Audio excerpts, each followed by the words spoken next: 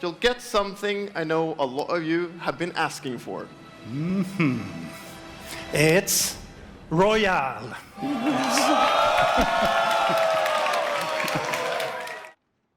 Well, that magical time has come again, so let's crack on with part 2 of my Video Game Awards for 2018. Like someone who has fallen down into a flooded sewer, let's brace ourselves, buckle up and wade waist deep through the shit and sewage of the year that was 2018. Biggest industry scumbag move of 2018. I think at this point it's safe to say that I will not be able to do this award justice. 2018 has seen so much industry douchery and shitfuckery that I will only be able to briefly highlight a few key points, like someone making a Brody's Notes guide to the Encyclopedia Britannica. The best we can be expected to do is to just poke at the scum on the surface of the enormous lake of shit. But let's take a look at the nominations. Bethesda. Now there's a surprise. Let's just take it as read that the whole of Fallout 76 and Bethesda is in the fuck bucket, but specifically for blanket banning a ton of players, including some players who just used mods, and demanding they write a grovelling letter to get their account back. Not satisfied with creating the worst game in the company's history, which is no mean boast, angering the loyal customers and ripping them all off to boot, Bethesda decided to double down on its own hate train and opted to use the anti-cheat like a fucking scattergun to target, amongst other things, legit mods and software installed but not running on hard drives, and try and force people into writing a servile and humiliating begging letter to get their game back from teacher. Now, many people who got banned for having cheat engine installed. That is frequently used for cheating, but it's also used for legit reasons too. Personally, I would say that it's fairly likely that someone with it installed uses it for dodgy reasons. However, this is by no means certain, but if you're going to ban someone for cheating, you have to catch them cheating and actually ban them for fucking cheating. Just having software that can be used for malicious reasons installed is not a smoking gun.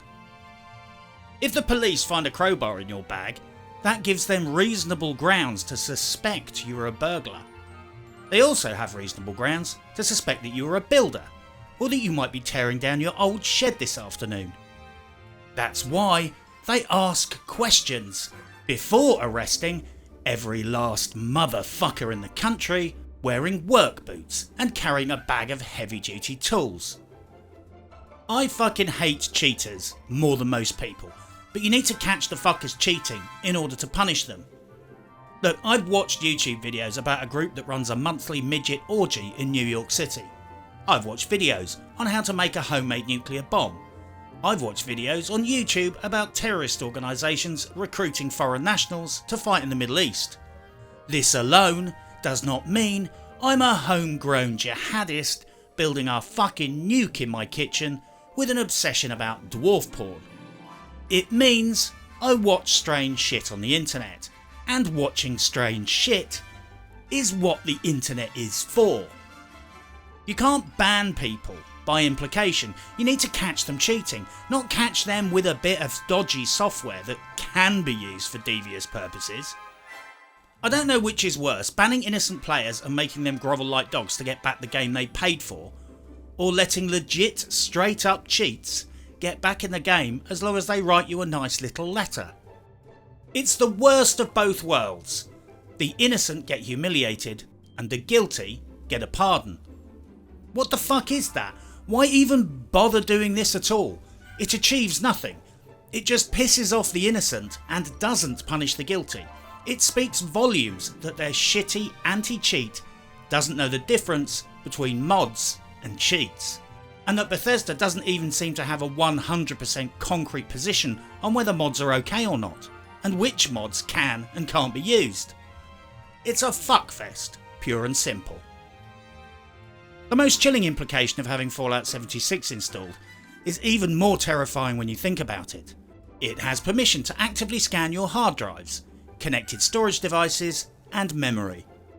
It now has a proven track record of misidentifying files. It has already accidentally deleted everyone's game files in error. I didn't even know it had permission to access my PC and delete stuff, if I'm completely honest. So we have software installed with administrator and deletion rights scanning all of our files, which can't tell the difference between friend or foe, which accidentally deletes files off our hard drives. I mean, what could possibly go wrong with that plan? Fucking genius. And all because they wanted to avoid selling the game on Steam and short circuit our rights to refunds. Because they knew, in advance, that most people would want refunds. You are bored of hearing about Bethesda, and I'm certainly bored of talking about those shitbags. At this point, I just wish they would stop with all the stupid, so we could move on, and I could complain about other things. Well, a general nod has to go to any game publisher this year who made anyone sign a non-disclosure agreement to test an alpha or beta build of a game. We pre-order a game at full price, test it for them for free.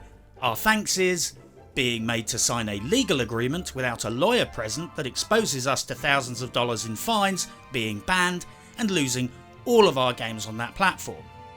Oh yeah, and getting your YouTube channel destroyed and being sued. Fuck that.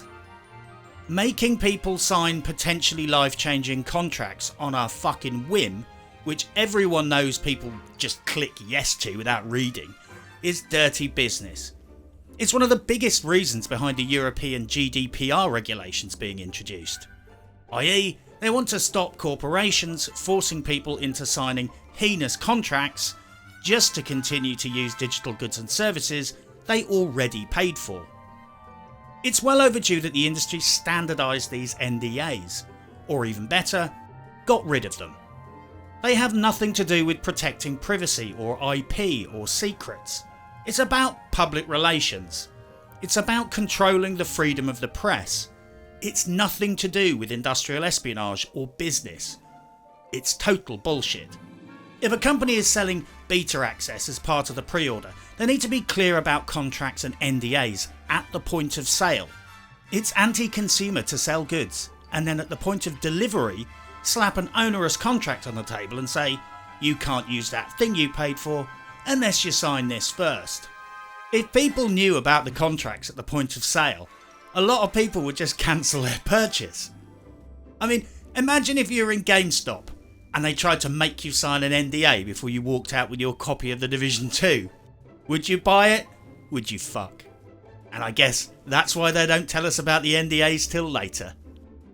Talking about bullshit, Ubisoft gets nominated for spending years claiming they have to rip off customers to avoid being taken over by Vivendi, then turning around and doing a massive deal with Tencent, doing a massive share redistribution, opening up markets in China and making a fuck ton of money. They're not sending bags of cash to the players who bankrolled their fake crisis. This is genius. This is really clever. Ubisoft engineered a media crisis to justify ripping off their customers and monetising their video games. They milked it, players supported it, fucking promoted it. And then when the deal finally went through and the dust settled, it turns out Ubisoft was, is, and always was going to be winning. Yves Guittard is now an even bigger billionaire. Vivendi didn't take over, he just got richer, and you all got mugged off. Again. Well played to everyone who whined on about Ubisoft has to scrimp and save or it will be taken over by Vivendi. Nearly every fucking Ubisoft supported Division YouTuber used this bullshit to defend their practices over the last few years, and it was cited as an example for justifying the introduction of loot crates. And here, by the way, is a list of everyone that apologised when it turned out to be one big fat fucking lie. I guess Ubisoft's going to have to invent some new crisis to justify microtransactions in The Division 2.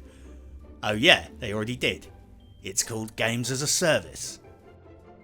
Another nomination goes to Battlestate Games, who make Escape from Tarkov. For those of you who don't know, Escape from Tarkov is a survival game where players pay vast amounts of cash to win, and then go play something else better, and feel really stupid about how much they pissed away on a fucking rucksack. Yeah, that's about it really.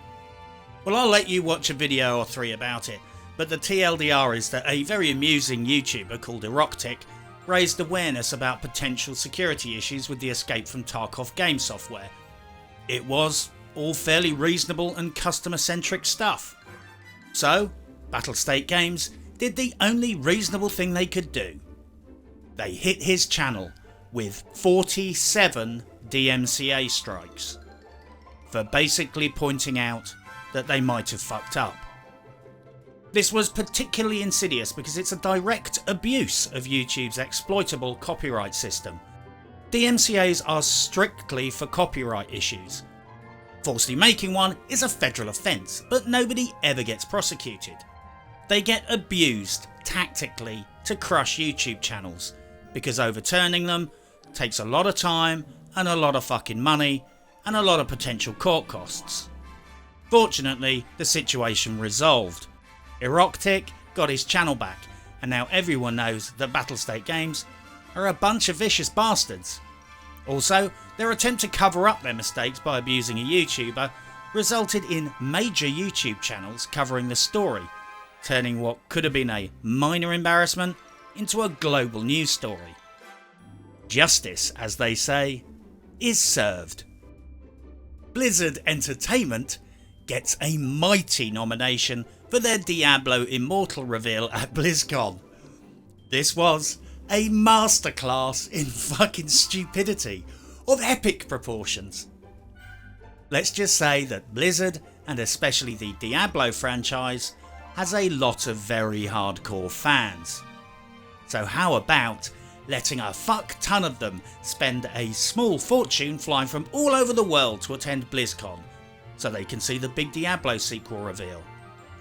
Then, instead of giving them what they came for, Wyatt Chang got on stage with the same awkwardness of someone being quizzed about their masturbation habits in a court of law, and told the enthusiastic crowd that Diablo Immortal was going to be a fucking mobile game. Seriously, you couldn't make this shit up. It was like watching a sketch from the fucking Onion comedy channel. How can you trump that? Are they going to make the next Call of Duty a mobile game as well? Let's face it, we can't rule it out at this point. During the Q&A session afterwards, someone legit asked if this was an out-of-season April Fool's joke. The presenters were booed, the Diablo community lost their shit, and the general consensus was RIP Diablo. It went down about as well as a petrol and brake fluid smoothie. All I'm going to say is this: fucking arseholes. To add insult to injury, in the immediate aftermath, some sections of the gaming media tried to spin a yarn and create a narrative that somehow this was an issue of entitled gamers. Just fuck off. Let's just settle this debate once and for all. I know for a scientific fact that this was not about entitled gamers. Why? Because there is no such thing as entitled gamers. It is a valueless term created by public relations teams to ascribe negative traits to customers that are upset about being ripped off. You can't be an entitled gamer and a paying fucking customer at the same time. Video gamers are fucking customers. We pay for goods. Therefore, telling us we are entitled when you were trying to give us shit in exchange for our money is nonsensical. Seriously, they can get to fuck. Entitlement is a bullshit narrative, a fiction created to neutralise legitimate criticism of shitty video game products. Mythic Stage's panel presentations resume shortly with Diablo. What's next? Hey, just was wondering, is this an out-of-season April Fool's joke?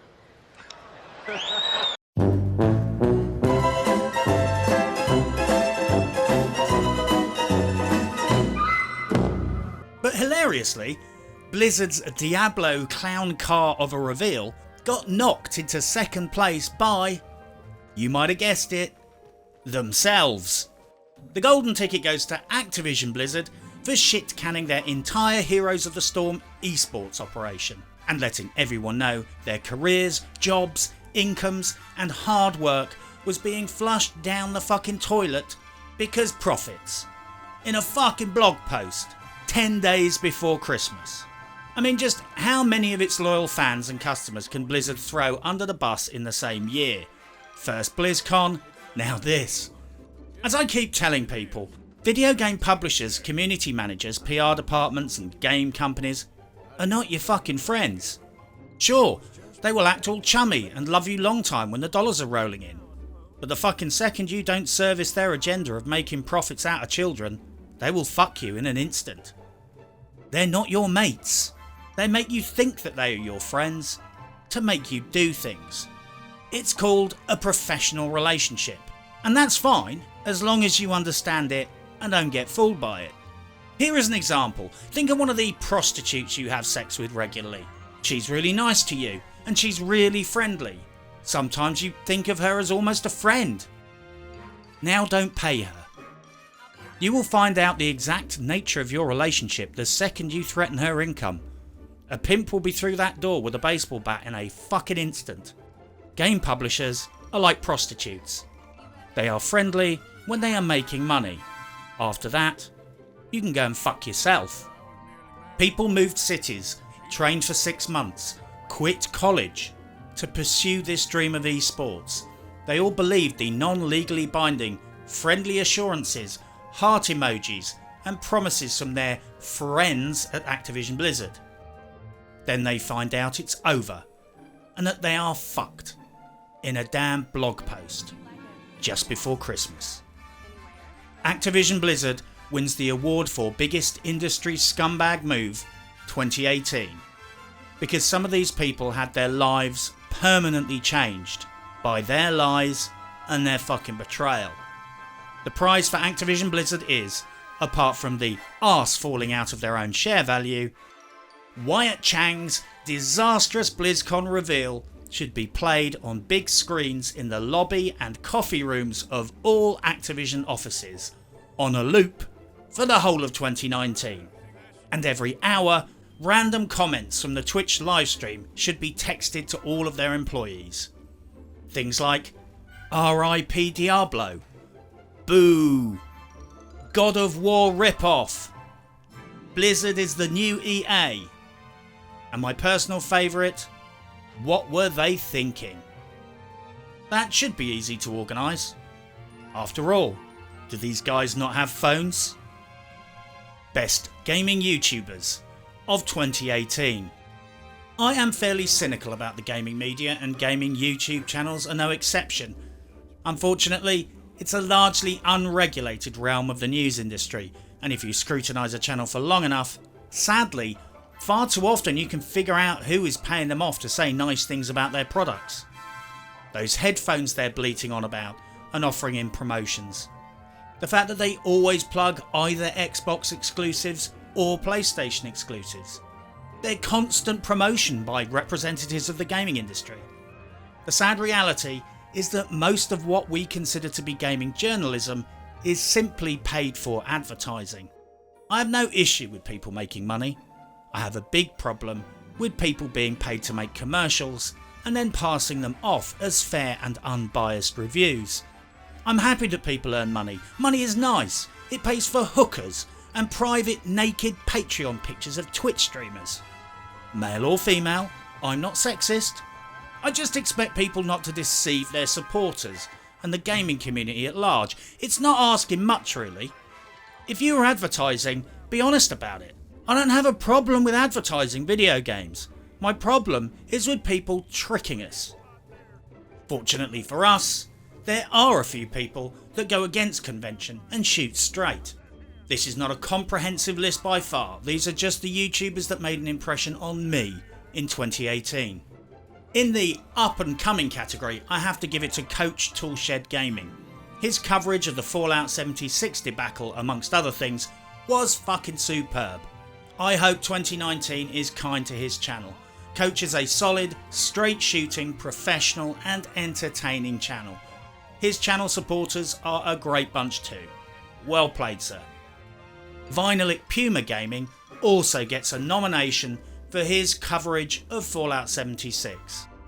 Long before it was fashionable to decry that fuckfest, Vinylic Puma has been a lone voice in the wilderness, the one sane man in the room.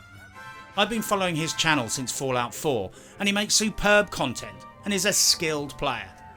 All I'm going to say is that he most likely didn't get an invite to the Bethesda Greenbrier press reveal for one simple reason.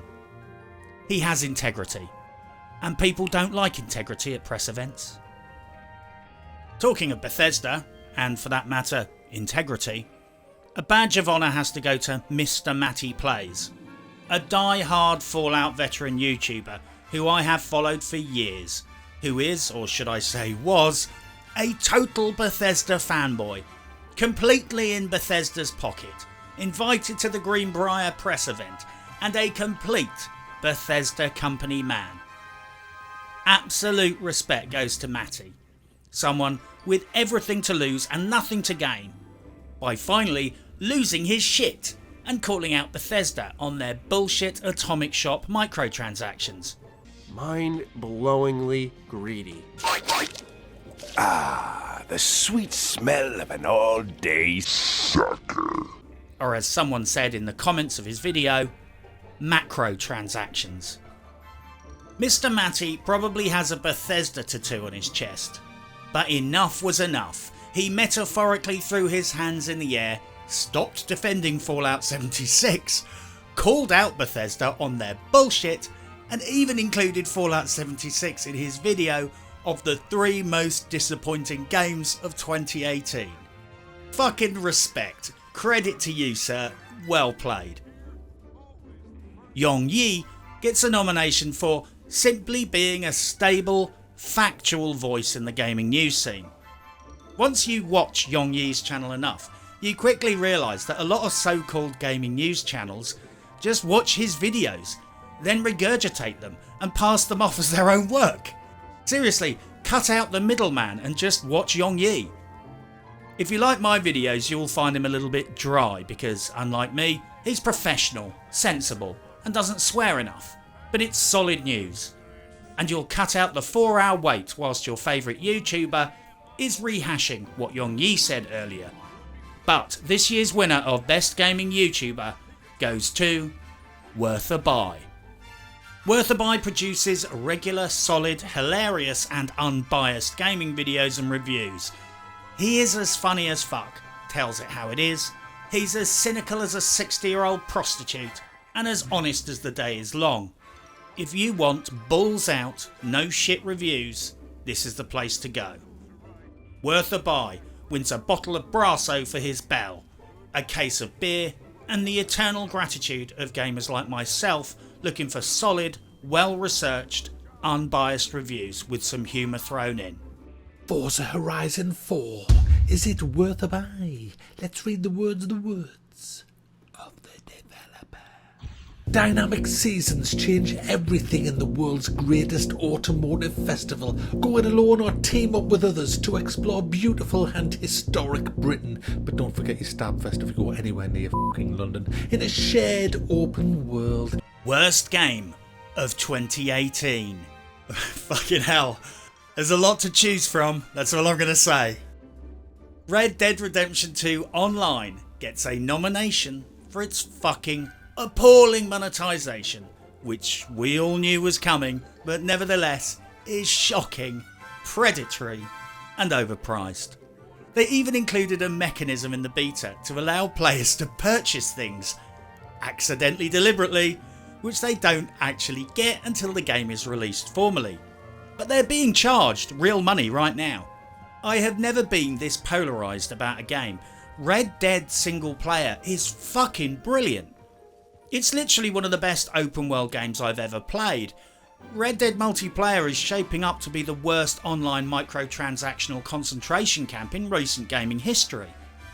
But we all knew this would probably be the case. I even warned people in my review. I have literally never had such polarised opinions between a single player and online iteration of the same game. Metal Gear Survive gets a nomination too. Incidentally, they charged people for save slots. What the fuck? Why is it that really, really dreadfully shit games sometimes just YOLO into adding painful piss-take microtransactions just to amplify the media shitstorm that they're already receiving for their hated product?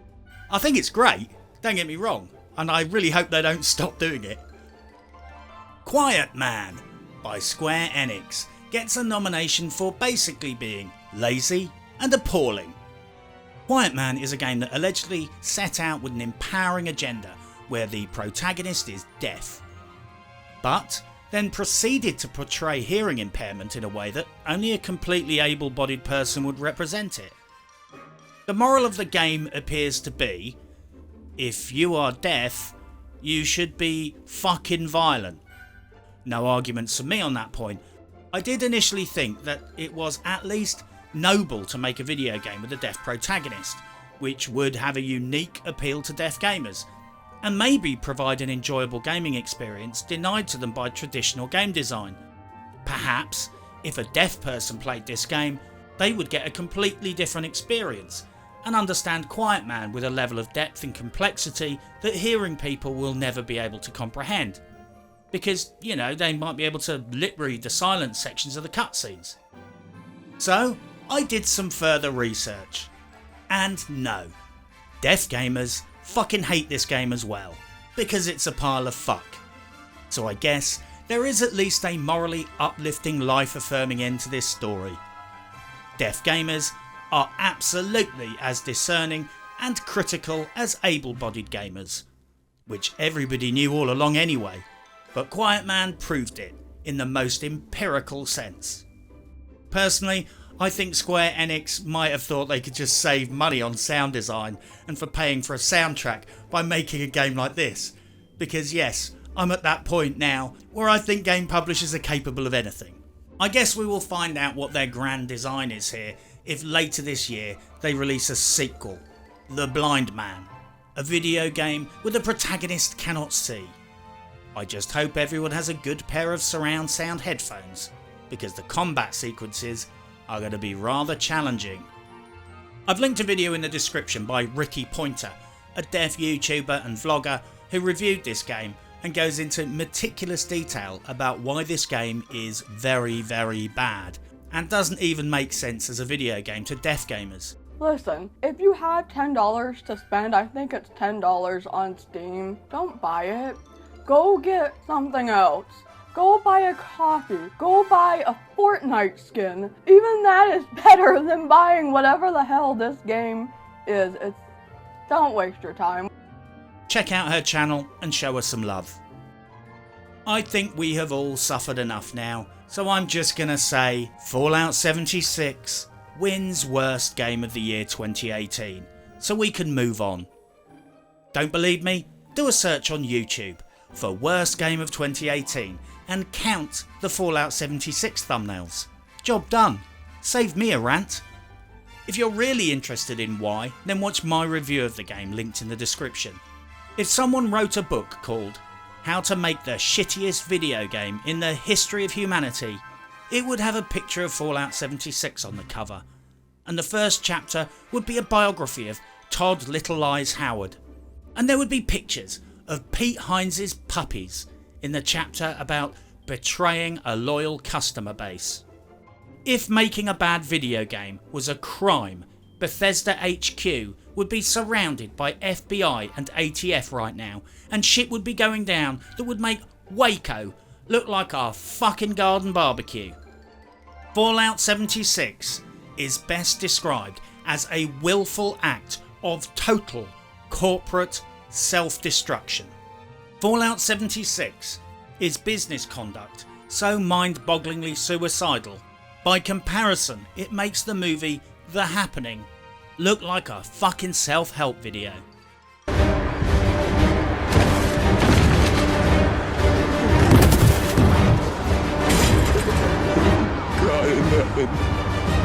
Well, Bethesda's prize for worst game of the year is a copy of this book and this bat and ball.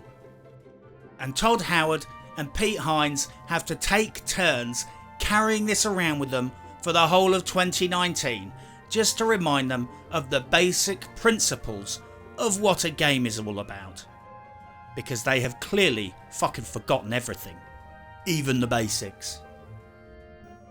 Most mediocre game of 2018. Mediocrity is an art form, and as a Division player I have become an expert on mediocrity. Anyone can make bad games, and most people do. Some can make good games, but it requires a special skill set to perfectly balance all factors symmetrically to create an absolutely pure singularity of perfect mediocrity. Nominations include Detroit Become Human, that game with the androids in it, where stuff happens, with that guy from that film in it. Then there was that other game, although the name escapes me, but it was okay, I think. What was it called? I guess the fact I've forgotten it technically means it wins. Moving on, The Crew 2, that game with the cars, which blurs into all other games with cars, like most Ubisoft releases. I can barely tell them apart these days. They could release Assassin's Creed, Far Cry, and no one would probably notice. We have taken this iconic vision to the next level.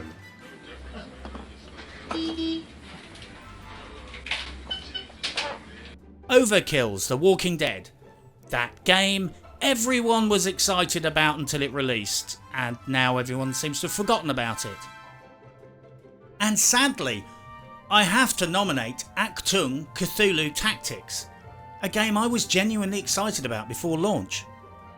Sadly, it lacked distinct character to such an extent you could have reskinned it as any other game and you wouldn't have noticed a difference.